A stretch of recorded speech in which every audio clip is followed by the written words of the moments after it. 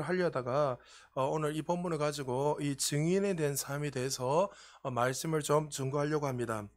하나님께서 세상을 구원하시기 위해서 선교적 사명으로 이 땅에 예수님을 보내주셨습니다. 그리고 예수님께서 공생의 3년 6개월 동안 제자들과 12제자와 함께 하시면서 그들을 부르시고 한 사람 한 사람을 다 부르시고 그리고 그들을 훈련시키고 그리고 영적인 변화 하나님을 만나고 그들의 삶이 새로워져서 그들에게 사명을 주셨는데 그 사명은 바로 선교적 사명, 다시 말해서 예수님의 증인으로 살도록 그들을 부르셨습니다. 그래서 오늘 본문에 예수님이 올라가시기 전에 48절에 너희는 이 모든 일의 증인이라. 증인은 어떻습니까? 마르테스라는 순교자라는 그 의미도 있지만 그 당시에 증인은 아무나 될 수 있는 것이 아니죠. 누가 증인 될 수 있습니까? 지금 우리는 예수를 쉽게 믿고 어떨 때는 뭐 부인하고 내 마음대로 살아가려는 건 모르겠지만 2000년 전에는 예수를 믿는다. 그것은 죽음과 직결되는 것이고 그들의 인생을 내려놓고 포기하고 생명을 걸어야 하는 것이 예수를 믿는 것이었습니다.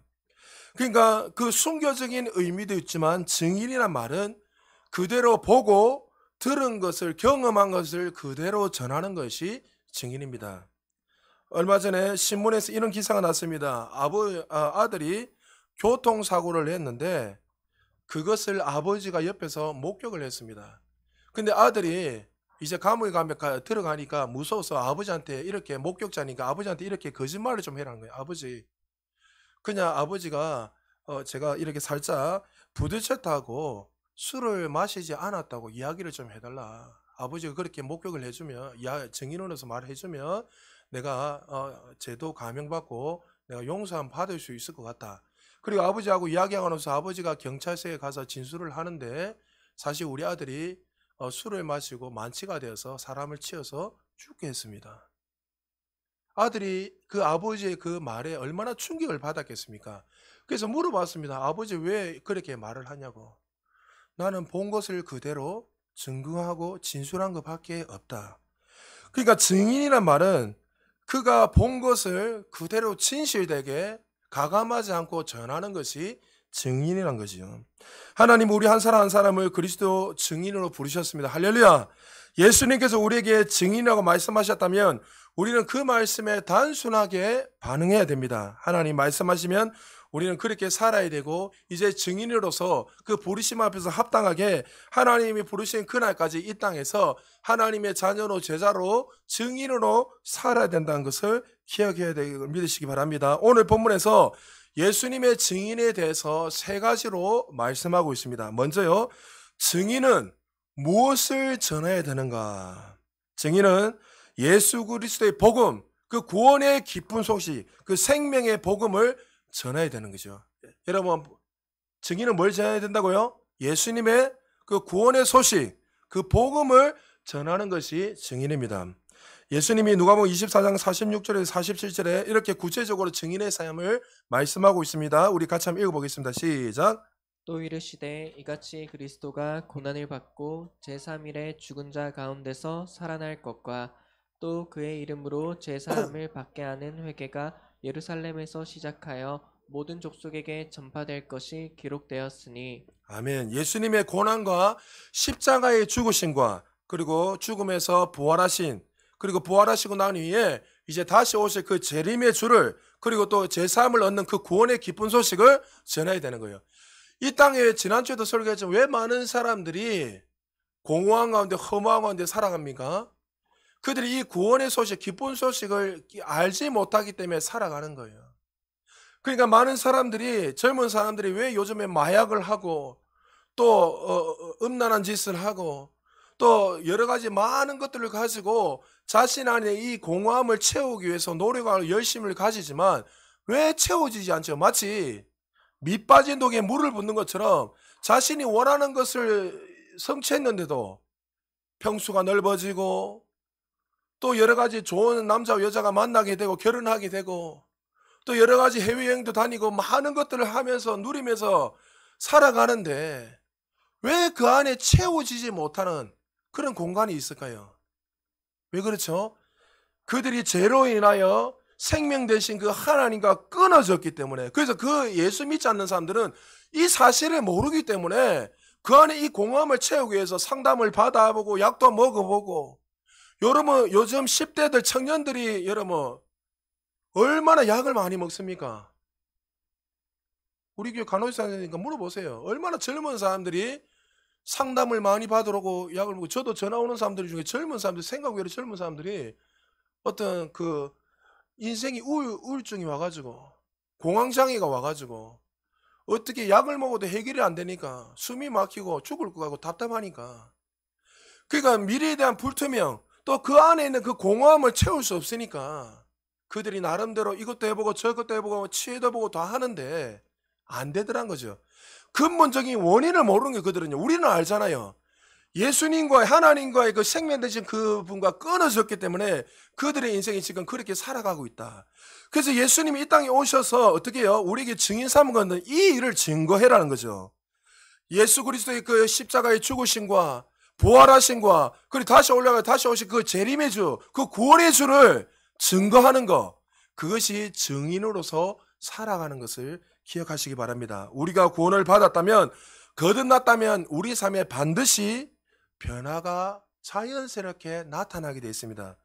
예수 믿고 난 후에 우리 삶에 어떤 변화가 일어났냐면, 여러 가지 많은 변화가 있지만 그 중에 하나가 뭐냐면 예수님을 전하는 증인으로서 살아간다는 거죠.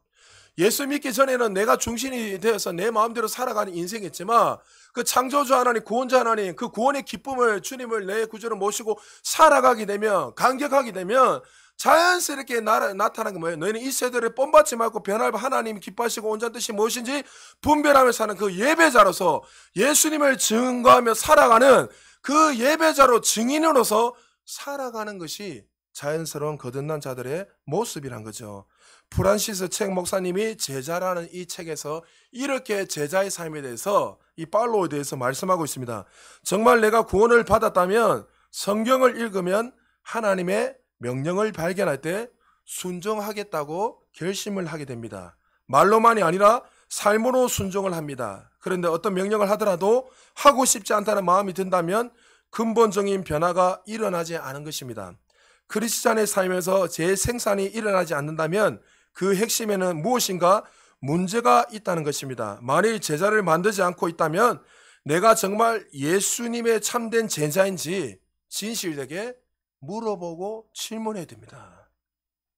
당연한 말이죠. 예수님을 만났다는 사실은 무슨 말이죠? 죽었던 영이, 죽었던 자가 영원히 지옥으로 갈 수밖에 없는 심판받을 자가 예수 그리스도 말미암아 생명을 얻었기 때문에, 이 죄인이 하나님의 전적인 은혜를 경험했기 때문에 마치 잃어버린 그 두 눈을 다시 찾고 눈을 보는 것처럼 우리의 삶이, 인생이 달라지게 되고, 인생의 목적이 이제 나의 중심에서 하나님의 중심으로 그 목적을 향해서 살아가는 것이 제자로서, 하나님의 자녀로서 자연스러운 거죠. 자꾸만 우리는 전도의 은사를 받아야 된다, 전도한다는데 성경에 전도의 은사가 어디 있습니까, 여러분? 없는 걸 제발 좀 만들어내지 말고, 거듭난 자들, 하나님의 생명이 들어온 사람들은 자연스럽게 그 생명, 하나님과 같은 똑같은 생명이 들어왔기 때문에, 예수님도 동일한 그 생명이 들어왔기 때문에 이 땅을 위해서, 인류를 위해서 십자가에 죽으시고 우리를 구원하신 거예요. 그 생명이 우리 안에 들어왔다면 자연스럽게 이 복음을 위해서 증인으로 살아가는 것이 당연하다는 거죠. 찰스 스퍼전 목사님, 설교의 황제고 최고의, 그 당시에 모든 국회의원뿐만 아니라 모든 사람들이 설교를, 찰스 스퍼전 목사님 설교하면 오늘 목사님 설교가 무엇입니까? 제목이 무엇입니까? 그 시대에 가장 영향력이 있었던 찰스 스퍼전 목사님이 이렇게 말했습니다. 누가 나에게 면류관을 쓰고 한 나라의 제왕이 되라고 한다면 나는 이렇게 말합니다. 나는 이러한 사소한 일에 신경 쓸 시간이 없습니다. 나의 온 삶을 좋으신 주님을 위해 생명의 복음을 전하기 위해서 내 전부를 드리기 때문입니다. 여러분, 참 은혜로운 말입니다. 최고의 위치에 있고 모든 사람들인데 존경받는 선한 영향을 끼치는 사람이었지만, 내가 살아갈 이유, 그건 오직 예수 그리스도의 이 증인, 복음을 위해서 살아가는 것이 당연하다는 거죠. 우리 교회가 정말 설립을 6주년 한 거 참 하나님의 은혜입니다. 할렐루야. 그런 하나님께서 우리 교회를 향해서 부산 제자교회를 왜 많고 많은 장소에서 이 명장도를 택하시고 또 많은 사람들 우리를 불러주셔서 이 자리에서 잘 먹고 잘 살라고 단순히 부른 것이 아니라 왜 부르실까요? 우리를 통해서 이 천국의 이 기쁜 소식, 이 구원의 기쁜 소식을 증거하기 위해서 우리를 부르셨다는 사실을 기억하시기 바랍니다. 2000년 2월 23일 날 남아프리카 공화국에서 선교를 하시던 김주식, 그 당시 33살이었습니다. 선교사님과 부인 이혜원 30살이었습니다. 그 당시 선교사님이 교통사고로 이 땅을 떠나게 됐습니다. 하늘이 무너지는 소식 앞에서 사위와 딸의 죽음을 보면서 그들이 다 하지 못한 선교를 내가 하리라 하면서 장인이 그 부르심을 이어받아서 하기 전에 그 아이들을 향해서 쓴 편지 내용이 참 감동이 되었습니다. 제가 잠시 한번 읽어드릴게요. 불쌍하게 죽어가고 있는 아프리카인들에게 복음을 전하고 구원의 길로 인도하겠다고 떠났던 사랑하는 둘째 딸과 사이가 출국한 지 10개월 만에 오지 선교에서 불의의 교통사고로 유명을 달리했다. 나는 이 소식을 듣고 하나님 앞에 아니라고 외치고 그럴 수 없노라고 절규했지만 그들은 이역만리 아프리카에서 4살짜리 아들과 2살짜리 딸을 남겨두고 꿈 많은 젊은 나이에 헌신의 나래를 펴지 못한 채 하늘나라로 올라갔다. 많은 선교사님의 헌신과 원주민들의 뜨거운 애도 속에 두 사람의 시신을 케이프타운 공원묘지에 안장을 시키고 어린 손자 손녀를 우간다에 사역하시는 선교사님 가정에 입양을 시키고 돌아오는 비행기 안에서 나는 아내와 몇 번이고 이렇게 기도했다. 내가 이 사역을 물려받아서 내가 반드시 그 사역을 감당하리라. 그리고 편지의 끝 맺음에 이렇게 말하고 있습니다. 훗날 주님 앞에 설 때 칭찬을 받기를 나는 원합니다. 사랑하는 딸과 사이를 천국에서 만났을 때 부끄럽지 않는 모습으로 저는 만나게 될 것입니다. 하면서 그 장인이 편지를 마무리했습니다. 그들의 삶에 무엇이 들어와 있기에 이역만리에서 그렇게 복음을 전하다가 10개월밖에 되지 않아서 아이를 두고 죽었겠습니까? 어떤 혹자는 어떤 사람들은 개죽음이다. 어떤 사람은 그 아이들이 불쌍하다. 그 아버지 어머니 어떡하노? 왜 많고 많은 곳에 좀 안전한 곳에 좀 좋은 거 편한 곳에 가지? 왜 10개월밖에 안 돼 가서 하나님 또 데려갔냐 지금 하나님 원망하고 이렇게 저렇게 수많은 많은 이야기를 할 때가 많이 있습니다. 많은 사람들이. 여러분, 왜 그들이 복음을 전하다가 순교했습니까? 하나님의 증인으로 살았기 때문인 거예요.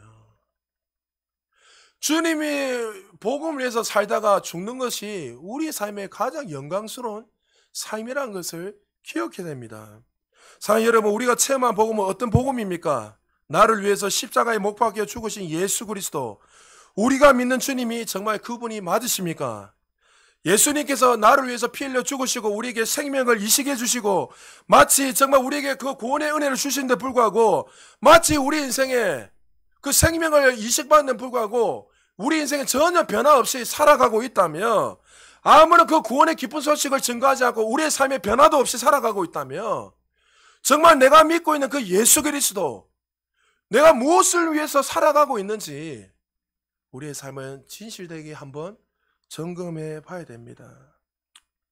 제가 목회를 하면서 많은 목사님들 만나면서 요즘 고민거리가 하나가 뭐냐면, 참 많은 성도님들이 강팍해진다. 시간이 지나면 지날수록 이제 헌신하기 싫어하고 교회 한번 나와줄게. 마치 종교생활하는 수많은 사람들 그 모습을 보면서 저 영혼들을 어떻게 구원을 시켜야 되는가. 그거에 대해서 목사님들하고 이야기를 하면서 어저께 유튜브 잠시 말씀을 좀 이런저런 거 다른 거 보다가 윤소천 목사님이 그 스승이 날 때 이제 청년들이 다 나와가지고 플랜카드를 하면서 찬양하면서 그 감사하다고 하는 그것이 뭐 어떻게 짤이 뜨길 우연찮게 그걸 봤어요. 그런데 그 이제 80이 다 되는 이제 그분도 별의별 병이 지금 다 걸렸어요. 암부터 시작해 이제 그냥 강단에 쓸 수 없는 이 사람인데 그냥 자기가 쓰다가 설교하다가 순교하려는 그 마음을 가지고 매일 서서 설교하고 계세요. 얼굴도 완전 시꺼매가지고 지금 얼굴은 뭐 송장 보면은. 그런데 그 청년들이 이제 입구에서 나오는 목사님 앞에 환영을 하고 감사하다고 쫙 이야기하면서 윤석전 목사님이 마지막에 이런 이야기를 하는 거야. 악수를 다 하고 나서 너희들 꼭 천국에서 만나자. 너희들 신앙 믿음 생활 대충 하지 말고 열심히 해서 정말 천국에서 나중에 기뻐하면 우리 하나님 찬양하고 만나자 하면서 그렇게 하고 그 영상이 끝나는 거예요. 제가 그걸 보면서 참 그 교회뿐만이 아니라 그 목사님도 그렇고 정말 천국에 대한 그 소망을 가지고 정말 살아가는 그 목사님의 그 마음을 보면서 참 기뻐할 뿐만이 아니라 율법적으로 비록 그 교회는 살아가고 있지만 그래도 참 그들은 사랑받으며 살아가고 있다는 걸 느꼈어요. 여러분, 우리가 무엇을 위해서 지금 살아가고 있는지 우리의 삶을 진지하게 한번 돌아봐야 됩니다. 내가 정말 예수님을 만났다면 그 예수님 안에 진정한 행복과 기쁨과 참 자유가 있다는 사실을 깨닫게 되었다면 우리는 이제 보고 듣고 경험한 것을 머물러 있는 인생이 아니라 그 증인으로서 이 복음을 위해서 여러분 주어진 자리에서 장소에서 선교적 사명을 가지고 살아야 될 줄 믿습니다. 우리 교회가 정말 6년에서 그냥 하나님께 감사하고 박수치고 끝나는 것이 아니라 시간이 지나면 지나시도록 이 복음이 더 선명해지고 우리의 삶 속에 날마다 증거될 수 있는 우리 부산 제작의 모든 성도님 되시기를 주의 이름으로 축복합니다. 자, 그러면 증인은 어디에서 전해야 하는가? 47절에서 선명하게 말씀하고 있습니다. 같이 한번 읽어보겠습니다. 시작. 또 그의 이름으로 제사함을 받게 하는 회개가 예루살렘에서 시작하여 모든 족속에게 전파될 것이 기록되었으니 예루살렘의 시장의 모든 족속에게 증인으로서 살아가라고 말하고 있습니다. 사도행전 1장 8절에도 예수님이 올라가시면서 이렇게 말씀하셨습니다. 오직 성령이 너희에게 임하시면 너희가 권능을 받고 예루살렘과 온 유대와 사마리아 땅끝까지 이르러 내 증인이 되리라. 우리의 전도 대상, 우리 어디에서 증인으로 살아야 됩니까? 예루살렘, 유대, 이스라엘 백성뿐만 아니라 또 사마리아 땅끝까지 이르러 증인해. 여러분, 우리의 예루살렘은 어디입니까? 우리가 태어난 곳이잖아요. 유대는 어디입니까? 우리가 살고 있는 대한민국. 그러면 그 땅끝은 어디입니까? 이스라엘에게의 땅끝은 아프리카였습니다. 그 당시에. 그럼 우리의 땅끝은 어디입니까? 우리 땅끝은 뭐 우리가 표현하기 그렇지만 아직까지도 구원받지 않는 곳, 그것이 우리의 땅끝입니다. 여러분의 부모가 될 수도 있고 자녀가 될 수도 있고 이웃, 친척, 주변의 가족들, 또 여러분의 직장 동료들, 그 예수를 믿지 않는 그 모든 사람들이 우리의 땅끝이 될 것입니다. 그래서 우리는 우리 인생 속에서 이제 예수 그리스도를 만나게 되었다면 이제 선교적 그 마음을 가지고 어디요? 열방과 세계를 향해서 이 복음을 증거해야 되는 거야. 그래서 하나님이 우리 교회를 부르실 때도 하나님 우리 교회를 통해서 제2의 부산 제자계 제3의 사회 계속 만든다는 이유가 뭐냐면 우리를 통해서 선교적 이 사명을 가지고 우리 교회를 계속 확장하면서 열방과 세계를 향해서 복음의 증인으로 살기를 우리에게 그 사명을 주셨고 또 우리 교회를 세우실 때도 우리에게 그 사명을 주셨다는 사실을 기억하시기 바랍니다. 여러분에게 복음을 전해라, 선교적 사명을 가지라면 많은 분들이 이렇게 머뭇거립니다. 목사님, 그거는 선교사님이 하는 것이고 그냥 우리는 그냥 이따가 예배만 드리고 헌금만 하고 그렇게 하면 되지 않습니까? 여러분, 하나님 앞에 한두 번 정도는 그렇게 여러분 거부할 수 있을는지 모르겠지만 그렇게 하지 마시기 바랍니다. 여러분에게 선교사로 살아라, 아프리카에 가서 선교해라, 그 말이 아니라 여러분이 주어진 그 자리 속에서 그 삶 속에서 예수 그리스도를 증거하며 선교적 사명으로 살아라고 주님이 우리에게 말씀하고 있습니다. 우리 예수님은 33살 때 여러분 이 땅에서 복음을 전하시다가 십자가에 못 박혀 죽으셨습니다. 종이님 몇 살이고? 예? 31? 33살 나면 뭐 예수님보다 3살 덜 살았네.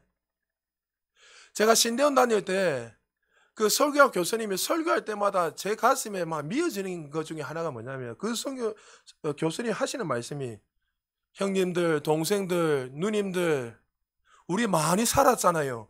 예수님은 33살밖에 안 사셨는데 여러분은 무슨 낙을 위해서 무엇을 위해서 살기 위해 더 살려고 아둥바둥 살고 있습니까? 주님은 그 인생 속에 33살 동안 정말 자신의 모든 삶을 드리면서 인류를 구원하셨는데, 오래 사는 것이 아니라 하루를 살아도 생명을 위해서, 주님의 영광을 위해서, 이 복음을 위해서 살다가 주님 앞에 서셔야 됩니다. 그때마다 저는 나이가 벌써 33살이 지났으니까 돌아보고 있으니까 뭘 하고 있었지 제 인생이 막 답답한 거예요. 여러분, 우리가 인생을 살면서 무엇을 위해 지금 살고 있는지, 우리 여러분에게 책망하는 것이 아니라 진지하게 우리의 삶을 돌아봐야 됩니다. 여러분, 우리 주님이 정말 이 시간 우리에게 말씀하고 있습니다. 사랑하는 아들아, 딸아, 너 한 번 사는 인생 그냥 왔다가 그냥 돌아가는 인생이 아니라 예수 그리스도 이 증인으로서 이 복음의 구원의 기쁜 소식을 전가하다가 주님 앞에 서기를 원한다고 주님이 말씀하고 있습니다. 여러분, 우리도 머뭇거리고 있지만 그 당시에 예수님의 제자들도 이 사명을 받았을 때 다 머뭇거려 있었습니다. 왜요? 그들은 갈릴리 어촌은 그 시골 변두리도 제대로 벗어나지 못한 그 깡촌에 살았던 사람인데, 우리가 어떻게 예루살렘뿐만이 아니라 유대와 사마리아 땅끝까지, 그 아프리카 열방까지 복음을 전할 수 있는가? 그러나 하나님이 우리에게 언약하시고 말씀하셨다면 그 말씀하신 하나님이 반드시 우리를 통해서 일하신다는 사실을 믿으시기 바랍니다. 우리가 해야 될 것은 내 어떠함, 내 열심이 아니라 그 말씀에 의지해서 그물을 던지면 되는 거예요. 던질 때 역사가 일어나는 거예요. 하나님의 말씀 앞에, 명령 앞에 우리가 필요한 것은 우리의 자격, 달란트, 능력이 아니라 그 말씀 그대로 믿고 순종하는 우리의 자세만이 필요하다는 것을 기억하시기 바랍니다. 존 스턴 목사님이 이렇게 말씀하셨습니다. 우리가 교회에서 우리끼리 모여 앉아 무엇인가 하고 있을 때 우리는 세상을 향해 등을 쥐고 있는 것이다. 교회는 선교할 때, 전도할 때 비로소 교회가 되는 것이다. 교회의 본질적 사명이 영혼을 구원하는 전도요, 사명이기 때문이다. 기독교 역사는 복음의 증인으로 말미암아 자신의 삶을 던졌던 수많은 순교자를 통해서, 우리 한국 교회도 그랬고 수많은 교회가, 수많은 나라가 그렇게 놀라운 그 생명의 복음이 흐르게 되었습니다. 1928년도에서 태어나 1954년까지 26년 동안 중국의 리수족을 전하다가 순교하셨던 이사베 콘 선교사님이, 그가 리수족을 향해서 복음을 전하면서 이렇게 말을 했습니다. 내가 천국에 가면 천국의 사람들은 나의 뒷모습만 보게 될 것입니다. 왜냐하면 나는 황급빛 성벽에 기대어 서서 줄곧 내 사랑하는 리수족만 보고 있기 때문입니다. 그는 그 리수족이 미친 거예요. 그냥 내가 저 영혼을 구원하기 위해서 하나님 나를 부르셨다니까 자신의 생명까지도 드리면서까지 그 젊은 나이에 들어가서 그 복음을 증거하다가 하나님 품으로 가게 된 거죠. 한국 선교 역사도 마찬가지입니다. 140년 전에 그리스도의 수많은 빚진 자들, 젊은 사람 다 엘리트들입니다. 그들이 자신의 알량한 삶을 다 내려놓고 정말 우리나라에 들어와서 이 흑암의 땅, 정말 이 흑암의 이 조선 땅에 들어와서 이 복음을 전함으로 말미암아 우리에게 이 복음의 이 생명의 역사가 일어나게 되죠. 대표적인 루비 캔드릭 선교사님, 여러분이 이야기했잖아요. 24살 때 한국 땅에 들어와서 순교의 피를 흘렸던 여인입니다. 양아지 묘비에 이렇게 글귀가 남겨있습니다. 만일 나에게 1000개의 생명이 있다면 모든 조선 땅을 위해 이 생명을 바치리라. 그가 죽기 전에 마지막 편지가 이런 내용입니다. 몇 구절 제가 읽어드리겠습니다. 이곳 조선 땅에 오기 전 집들에 심었던 꽃들이 활짝 피어났다는 소식을 들었을 때 하루 종일 집 생각만 했습니다. 이곳은 참 아름다운 곳입니다. 하나님을 닮아가는 사람들이 많이 있습니다. 선한 마음과 복음에 대한 열정을 모아 몇십 년이 지나면 이곳이 주님의 사랑으로 넘치게 될 것입니다. 복음을 듣기 위해서 20km를 맨발로 걸어오는 어린아이를 볼 때마다 그 안에 하나님의 사랑이 있는 것을 알고 위로를 받습니다. 그러나 시간이 지나면 지날수록 탄압이 점점 심해지고 있습니다. 고종 황제죠. 그때 그저께는 주님을 영접한 지 일주일도 안 된 서너 명이 끌려가 순교했고, 토마스 선교사와 제임스 선교사도 순교했습니다. 선교 본부에서 철수하라고 지시했지만 대부분 선교사들은 그들이 전도한 조선인과 아직도 숨어서 예배를 드리다가 그들도 순교할 작정으로 예배를 드리고 있습니다. 오늘 밤은 유난히도 고향으로 돌아가고 싶습니다. 외국인을 죽이고 기독교를 증오한다는 소문 때문에 부두에서 저를 끝까지 말리셨던 어머니의 얼굴이 자꾸 제 눈안에 아른거립니다. 아버지, 어머니, 어쩌면 이 편지가 마지막일 수도 있겠습니다. 제가 이곳에 오기 전 뒤틀에 심었던 한 알의 씨앗으로 일해 이제 내년이면 온 동네가 꽃으로 가득하겠군요. 그리고 또 다른 씨앗을 만들어내겠죠. 저는 이곳에 작은 씨앗이 되기로 결심했습니다. 제가 씨앗이 되어 이 땅에 묻히게 되었을 때 아마 하나님의 시간이 되면 조선 땅에는 많은 꽃들이 피고 그들도 여러 나라에서 씨앗이 될 것입니다. 저는 이 땅에 저의 심장을 묻겠습니다. 이것은 조선에 대한 제 열정이 아니라 하나님께서 조선을 향한 열정이란 것을 저는 알게 되었습니다. 어머니, 아버지 사랑합니다. 그리고 그 여인은 24살의 꽃단 나이에 복음을 전하다가 순교하고 하나님의 품으로 갔습니다. 이 켄드릭 선교사님에게 무엇이 그 안에 들어와 있었기에, 무엇을 경험했기에 그 꽃다운 젊은 나이에 자신의 인생을 다 포기하고 안락한 삶이 있는데도 불구하고 다 포기하고 이 흑암의 땅, 그 당시 여러분 100년 전에 그 모습을 보면 완전 짐승 들고 같잖아요. 머리 상투스가 키도 150, 60밖에 안 되는 사람들 앉아가지고 완전 야만인처럼 보여요. 그 한번 사진 보십시오. 사람들이, 서양 사람들이 볼 때는 완전 야만인처럼 보였단 말이죠. 근데 무엇이 그의 마음을 뛰게 했기에 자신의 인생을, 삶을 올인할 수 있었습니까? 그 부활하신 그 주님을 만났기 때문입니다. 그리고 이 부활하신 이 주님만을 증거해야지, 이 복음만을 전해야지만이 그 죽어가는 영혼이 살아갈 수 있다는 사실을 그가 알았기에 자신의 생명을 드리면서까지 이 복음을 전하다가 하나님 앞에 올라가게 된 거예요. 오늘 주님께서 우리에게 부탁하십니다. 정말 주님이 나의 주님이 되셨다면 이제는 나 중심의 삶에서 벗어나서 하나님이 사랑하신 그 영혼들을 향해서, 피 흘려 죽으셨던 그 영혼을 향해서 너희들은 하나님의 눈으로 보고 그 영혼을 구원하라고 우리에게 말씀하고 있습니다.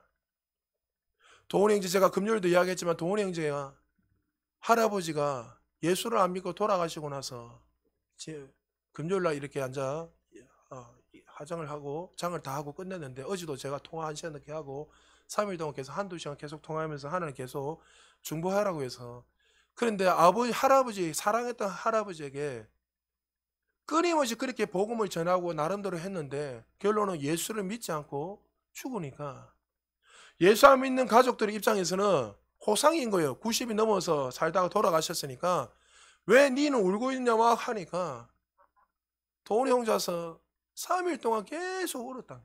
저한테도 전화하면서 계속 우는 거예요. 그만 울어라. 이제 돌아가신 사람 빨리 잊고 이제 네가 이제 어떻게 복음을 전하는 것이 중요하다. 수많은 시간들이, 복음 전하였던 시간들 수없이 있었지만 여러분 돌아가시고 나면 후회한들 무슨 소용이 있습니까? 살아있을 때에, 여러분의 가정들이 살아있을 때, 내가 사랑하는 사람들이 살아있을 때에 그들에게 생명의 복음을 전해서 우리는 건져야 돼요. 할렐루야. 그 사람들이 단순히 교회 안치라고 헌금하기 위해서 부르는 거 아니잖아요, 여러분. 무슨 여러분 세상의 종교는 어떻습니까? 신에게 복종해라는 거예요, 신에게. 세상의 모든 종교는 신에게 복종하지 않으면요, 매를 듭니다. 근데 하나님은 그렇지 않잖아요. 사랑이에요. 우리 죄로 인해 죽을 수밖에 없는 우리에게 생명을 주시기 위해서 하나밖에 없는 독생한 예수님을 죽이심으로 말미암아 우리의 죄의 문제, 우리의 죽음의 문제를 해결해 주셨어요. 할렐루야. 그래서 세상의 종교와 기독교는 다른 거예요. 세상은 종교지만 우리는 종교가 아니에요. 생명이에요, 생명. 생명을 주셨단 말이죠. 그러므로 우리는 이 사랑을 이제 받았다면 사랑을 받은 자답게 이제 이 구원의 소식, 이 기쁨의 소식을 이제 여러분이 머무고 있는 그 장소에 머물러 있는 것이 아니라 여러분의 주변의 열방과 열방과 세계를 향해서 이 복음을 증거해야 될 줄 믿으시기 바랍니다. 그리고 마지막으로요. 그럼 증인은 어떻게 될 수 있는가? 따라합시다. 성령을 받아야 된다. 예수님을 만나야 된다. 그래서 49절에 이렇게 예수님이 올라가시기 전에 제자들에게 한 가지 조건을 이야기했습니다. 너희들이 증인으로 살 것인데 어떻게 해야 되는가? 49절 같이 한번 읽어보겠습니다. 시작. 볼지어다 내가 내 아버지께서 약속하신 것을 너에게 보내리니 너희는 위로부터 능력으로 입혀질 때까지 이 성에 머물라 하시니라. 할렐루야. 성령을 기다리고 사모해라. 사도행전에도 1장 8절 오직 성령이 너희에게 임하시며 너희가 권능을 받고 예루살렘과 온 유대와 사마리아 땅끝까지 이르러 내 증인이 되리라. 여러분, 이 복음의 증인이 되기 위해서 필요한 것이 무엇입니까? 우리의 재능, 물질, 세상의 어떤 것들, 수많은 것들이 아니라 오직 뭐요? 위로부터, 하늘로부터 예수 그리스도를 통해 주시는 그 성령의 능력. 성령이 너를 다스리고 통치하고 성령이 너를 지배하게 되고 네가 새롭게 되면 어떻게 해요? 너를 통해서 증인으로 살 뿐만 아니라 세상을 변화시키는 복음의 일꾼으로, 축복의 통로로 우리가 쓰임받게 된다는 거죠. 할렐루야. 많은 사람들이 복음을 전하면 이렇게 말합니다. 내가 말주변이 없는데요. 그건 모르는 거예요, 여러분들. 너무 하나님이 말 잘해라고 하신 적이 없습니다.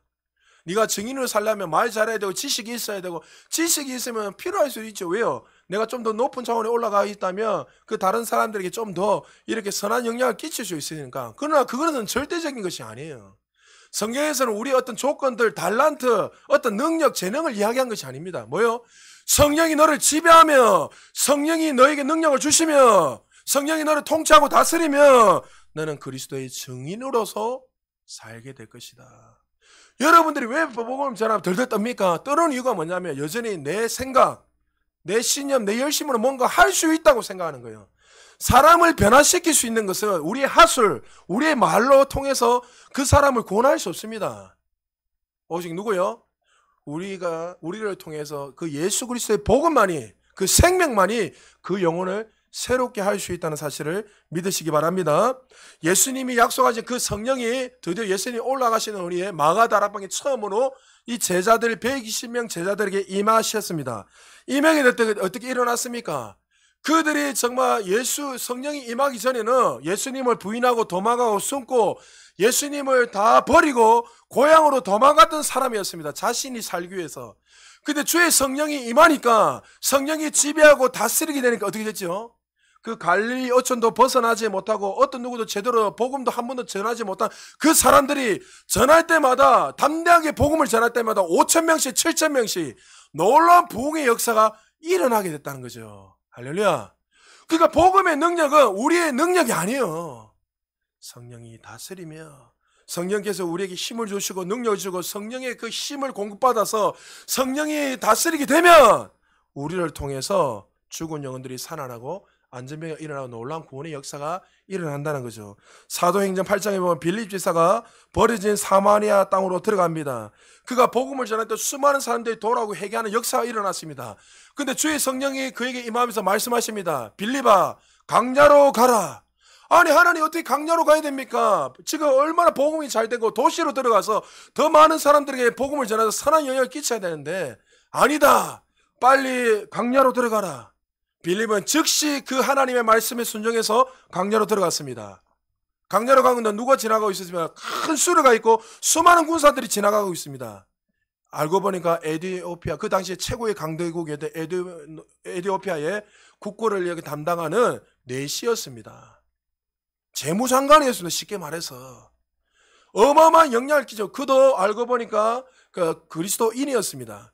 그가 예루살렘에서 예배를 드리고 돌아가는데 그에게는 그 구원의 하나님을 못 만난 것 같아요. 말씀 이사야 선지자 말을 읽어도 무슨 말인지 몰라서 고민하고 계속 있는데 빌립이 에게 가면서 그 말씀이 무엇이뇨 하니까 그 내시가 이래저래 이야기하다가 내가 이사야 이 53장에 읽는데 도대체 무슨 말인지 모르겠다. 그래서 마차에 타서 그것이 예수 그리스도라는 것을 생각 구원의 그 복음을 그에게 증거하게 됩니다. 어떤 일이 일어났죠? 성령의 힘을 입어서 복음을 전할 때 그 즉시 그가 세례를 받고 거듭나는 놀라운 역사가 일어날 뿐만 아니라 그 내시가 그 나라로 돌아가서 그를 통해서 어떻게 해요?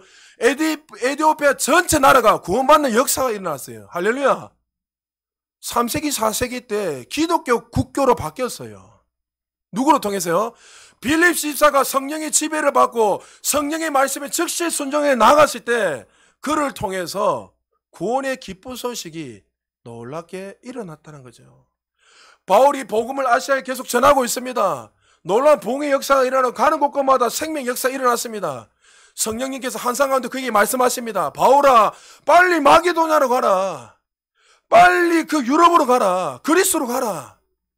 하나님, 지금 복음이 얼마나 잘 되고 얼마나 생명 역사가 일어났는데 어떻게 마게도냐 갑니까? 아니다. 빨리 가라. 그 영혼들이 오라고 한다. 바울이 그 즉시 성령님의 그 말씀에 의지하여 즉시 갔습니다. 복음을 전했습니다. 어떤 일이 일어났습니까? 바울을 통해서 유럽이 구원받는 놀라운 구원의 역사가 일어났습니다.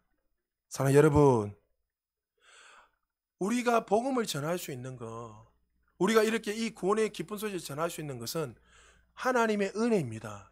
이 생명이 내 안에 있기 때문에 우리가 해야 될 것은 어떤 재능, 능력이 아닙니다. 자랑이 아닙니다. 뭐요? 성령이 지배하고 성령께서 말씀하시면 그 말씀에 즉시 우리는 순종하면 우리를 통해서 생명의 복음이 우리의 가정, 우리의 직장, 우리가 아직도 복음을 전해야 될 그 땅끝, 아직도 믿지 않는 수많은 사람들에게 우리를 통해서 이 구원의 소식이 증거된다는 사실을 믿으시기 바랍니다.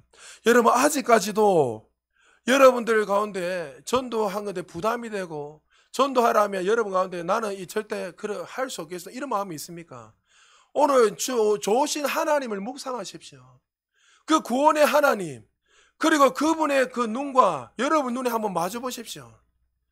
그분이 얼마나 이 한 영혼을 구원하기 원하시는지 그것을 깨닫게 되면 여러분, 우리 인생은 내 이 세상을 향해서 달려가는 것이 아니라 주어진 곳에서 그 구원의 기쁜 소식을 증거하며 살아갈 수 있게 된다는 거죠. 여러분, 하나님 주님이 이 시간 우리 부산 제자교회를 향해서 말씀하십니다. 너희는 이 일의 증인이라. 하나님이 우리에게 그 생명의 복음을 전하라고 우리를 부르셨습니다. 저는 우리 교회를 늘 기도하면서 한 가지 바람이 있다면, 하나님, 우리 교회가 그냥 안락한 삶을 누리며 살아가는 교회가 되지 않기를 원합니다. 제가 늘 기도하고 있습니다.